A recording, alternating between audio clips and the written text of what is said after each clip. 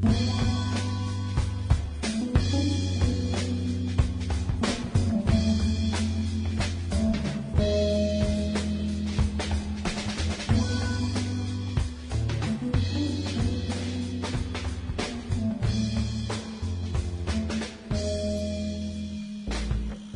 right, y'all, welcome back to the show. It's Anti-War Radio. You got Gareth Porter on the phone. His new article is the top of my Iran section today. Obama resists pressure for red line on Iran's nuclear capability. Welcome back to the show, Gareth. Hey, thanks for having me again, Scott. All right, well, I think I'm taking the side of old, what's his or her name in the comment section there, although I'll be a bit more hyperbolic. You are an evil, paid CIA agent of the Obama administration, spreading pro-Obama propaganda, defending this madman, killer, murderer who's trying to get us into war with Iran. What's your problem? Yeah, my problem is that there are certain facts that don't totally fit the model of Iran, of Obama as an Iran war madman. I think this is a situation where, you know, it is worth paying attention to some differences within the administration. You know, this does not fit the model, admittedly, of the Obama administration more generally in terms of Obama's relatively supine posture toward what the military demands, or toward what the Pentagon demands. That is to say, on the wars in Iraq and Afghanistan. Clearly, Obama has been more than cooperative with the military. But on Iran, I think I make the case in my piece that there is an important difference of view between Robert Gates, the defense secretary, and Obama on whether the United States should, in fact, take a harder line, a much harder line, in fact, toward the Iranian nuclear capability, the breakout capability that Iran theoretically has, in terms of the amount of low enriched uranium that it now holds. All right. Now, yeah, I guess we got to give a quick definition here. Yeah. So this is really an arbitrary designation. You could just as easy count the uranium that's sitting in the ground that hadn't even been mined yet. But it's a term that's been invented by the War Party, really, or maybe by the International Anti-Proliferation people or something. But they call it the breakout capability. That means to them, when the Iranians have enough low-enriched uranium that if they withdrew from the Non-Proliferation Treaty and kicked the inspectors out of the country and began to enrich it to weapons grade, that it would be enough to do so and have one bomb. That's exactly the so-called breakout capability. Yep. Yeah, that's it. And of course, you are correct that the term, is very much undefined in many contexts where it's used in the media. And particularly when it's used by one Robert Gates. He has gone on television and talked about this issue in a way that is completely confusing and misleading by suggesting that the real problem we have here is that Iran could move from having a breakout capability to having a nuclear weapon, and we wouldn't be able to verify that they did not go to a nuclear weapon, whether they did or did not go to a nuclear weapon. This was on Meet the Press back in April when Gates made that statement in response to a question which was clearly planted by somebody in the Pentagon with David Gregory. He was tipped off ahead of time, hey, you should ask Bob Gates whether he thinks that having a nuclear capability, having a nuclear-capable Iran, which is the way David Gregory put the question, is just as bad or just as dangerous as Iran with a nuclear weapon. And so he did ask that question, and Gates then proceeded to say, well, only in the sense that we can't verify whether Iran actually would go from just having everything except for manufacturing a bomb to going ahead and assembling it. It was a masterful performance in misleading the public because it suggested that, in fact, as you indicated, that Iran could any time go from its low-enriched uranium that it already has to high enriched uranium with the ability to assemble a bomb, and that we would never know when they would go ahead and do it. When, of course, as you've suggested, the reality is that Iran would have to make an overt move which would telegraph its intention to go for a nuclear weapon, and it's very clear they have no intention of doing that. As I point out in the article, the Iranians have said privately, but on the record, Hassan Rouhani, then the Secretary of the Supreme National Security Council of Iran, told George Perkovich of the Carnegie Endowment for International Peace, this was in 2005, he told him that we don't need a bomb as long as we have mastery of the fuel cycle, and our neighbors or our adversaries, potential adversaries, know that, then they'll be able to get the message, not to mess with us. So that's really what this is about. And my point in the article, Scott, is that Obama has clearly been under pressure to embrace this Bob Gates line and say it's unacceptable for the United States. We're going to draw a red line that Iran has enough low-enriched uranium to be able to do this, and therefore we're going to continue to raise tensions implicitly. We're going to raise tensions. We're going to put more emphasis on the military option until Iran agrees to bow to our demand to basically divest itself of its low-enriched uranium. All right, well, but I think what you've showed me so far is that Bob Gates is willing to talk in nonsense terms about some mythical ability of Iran to take the low-enriched uranium they have, make it weapons-grade, make a nuke out of it under the watchful eye of the IAEA safeguards regime,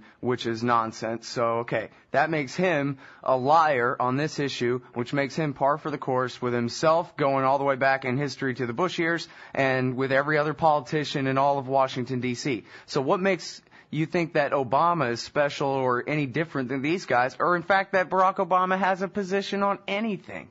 Right. I mean, the evidence is that he was interviewed by David Sanger of the New York Times, who is, by the way, not just by the way, but very importantly, clearly a partisan of the Bob Gates position. He and Bob Gates clearly have talked about this. They agree that this is what needs to be done.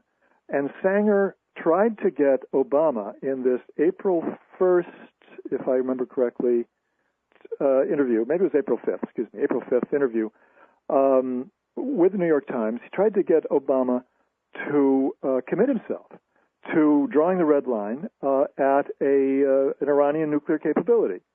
And Obama refused to do that. And instead, his answer to the question, would you draw a red line there, was to say, look, North Korea was considered to be a nuclear-capable state until they kicked out the IAEA and defined themselves as a nuclear state, decided to go public and say we're going to be a nuclear state.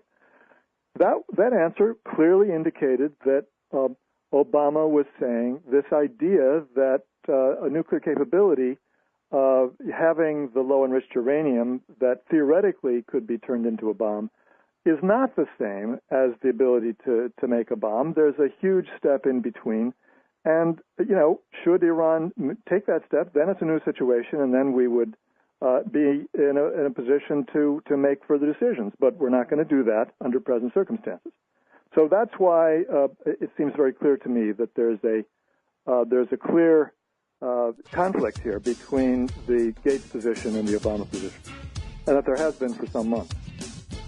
All right, well, hold it right there. We'll get back and argue about this some more. It's Gareth Porter from Interpress Service. Original.antiwar.com/Porter. Obama resists pressure for red line on Iran's nuclear capability.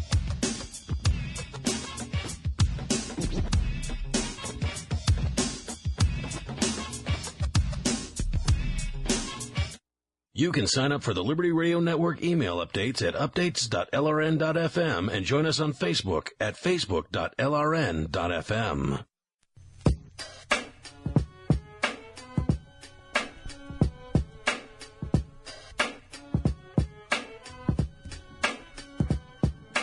All right, y'all, welcome back to the show. It's Anti-War Radio. I'm talking with Gareth Porter. The subject matter is a bit inside baseball. If you really want to be thoroughly versed, which it's great fun.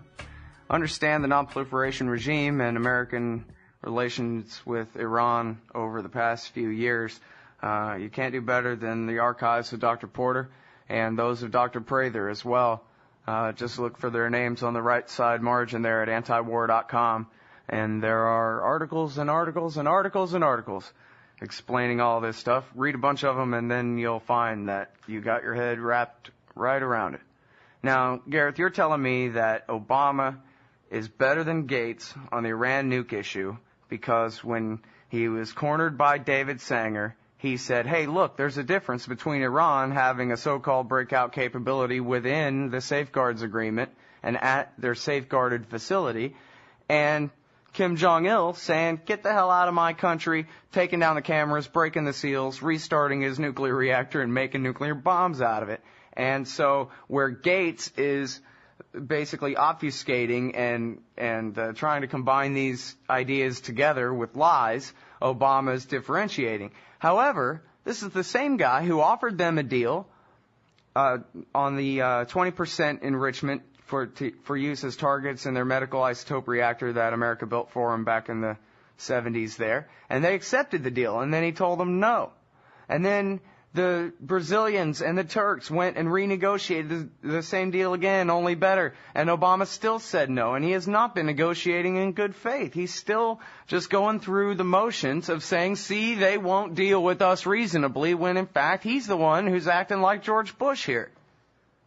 Well, you've said an awful lot there, and I agree with most of it, but on the specifics of the present situation on negotiations, it's a bit more complex than that. I think both sides are still maneuvering to try to get talks on terms which would be more favorable to their political interests, and I'm just not sure exactly what's going to happen, but it's not at all clear that there aren't going to be talks.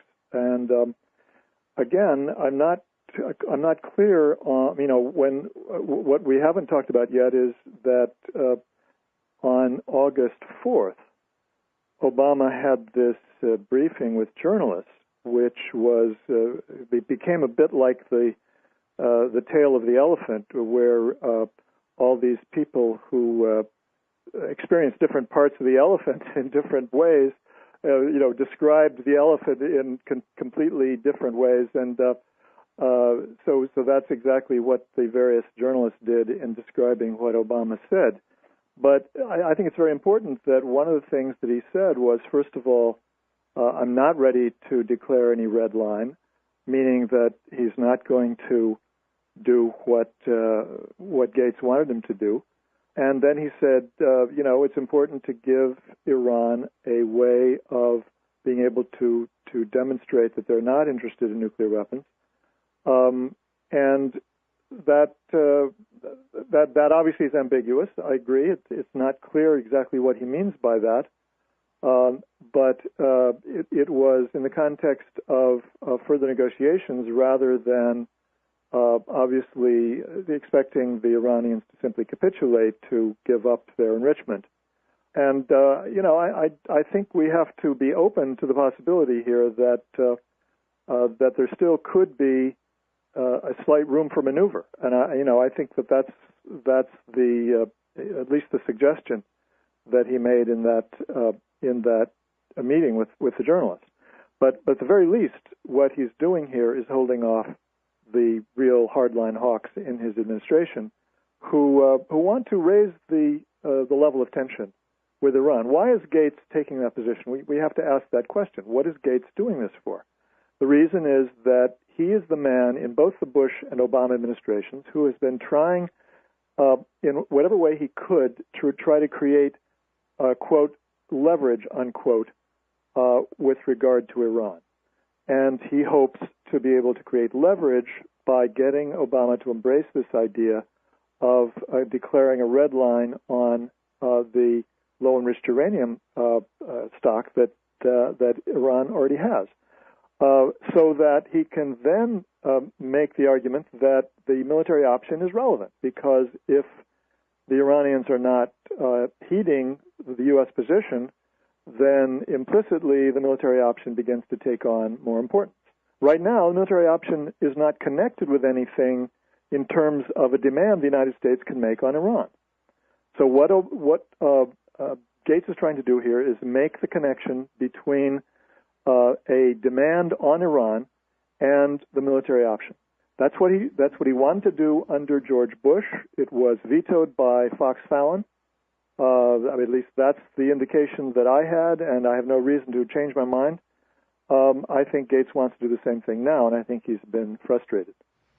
Mm-hmm. Well, so why doesn't Obama just, that the 20% deal, the Brazil-Turkey deal there that I referred to, would have undone this so-called breakout capability? It would have meant the export of enough uranium for them to no longer have enough that if somehow it was magically weapons grade, it would be a bomb. And so why doesn't Obama just take the deal? Because he knows, as well as you and I do, that the Iranians are not going to turn off Natanz for the indefinite future. Of course. They're not going to. And I'm not convinced that this is a dead issue at all. I don't think it is a dead issue. Now, just remember that when Obama wrote to the President of Turkey, Prime Minister of Turkey, and President of Brazil, he was encouraging them to engage Iran and to try to get back to that deal. This was not the position of the State Department. This is not what Hillary Clinton wanted, and she criticized it openly. But I am convinced that is indeed what Obama was thinking at that point. Mm-hmm. Well, it's notable that when David Sanger started badgering Hillary Clinton, she kind of, defensively said, well, look, the question isn't how long, the question is whether. And so we have plenty of room to work with here. And she would have never said that except for the fact that Sanger was pointing his finger at her. Well, yeah, the other thing about Hillary Clinton, which is interesting, is that she was on the same program as Gates on the Meet the Press back in April, when she was asked the same question. Is a nuclear capability or a nuclear-capable Iran as bad as an Iran with a weapon? She said, well, no. They're two different things. Having a weapon is more dangerous. She did not embrace the position that Gates was embracing, and I think she did that because she knew that was the official position of the administration. I think it's important to understand Gates has more than once contradicted the president on national security issues.